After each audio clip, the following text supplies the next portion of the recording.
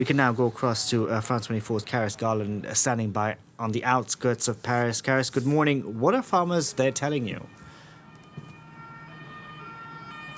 Well, first of all, just that red line that you mentioned, the farmers that are here that we've spoken to say they have no intention of blocking the Rungis international market.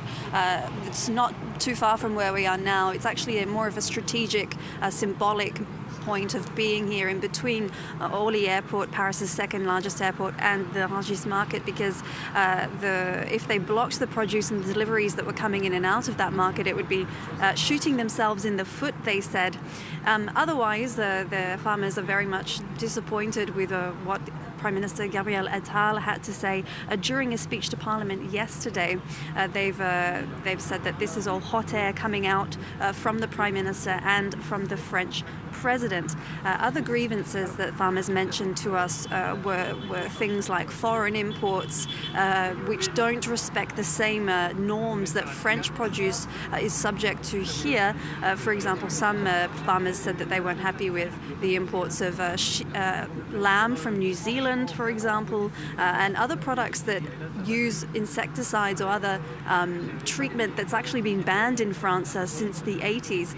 They also pointed to the obviously rising energy costs and the costs for farming equipment that they have to contend with, that's eating into their profits, and also the price at which supermarkets set their prices for the produce bought from the farmers, which one farmer told me they buy at a lower cost from the farmers, below the cost of production, and then sell at an even higher cost to consumers.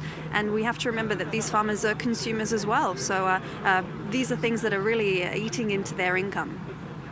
And Carys, we've seen, of course, this pressure on the government around the capital for a third straight day. How long are farmers saying that they're willing to keep up this pressure? Well, one thing's for sure, and that's really that there's a sense of determination here. We've seen farmers sleeping in their tractors overnight despite the cold. They've got some kind of rotation system going where some will go and sleep in a bus that's nearby and then come back down here. There's plenty of food. Members of the public and bakers have brought down bread and things for the farmers to eat. There's coffee. There's fire going a little bit behind me to keep everyone warm. And one farmer told me that they've got enough supplies to last a month. So really, I think they're waiting, hoping as soon as possible that the government will respond with some concrete answers to their demands. But for the moment, they say they'll stay put for as long as it takes. Carys, thank you very much for that. Carys Garland reporting there.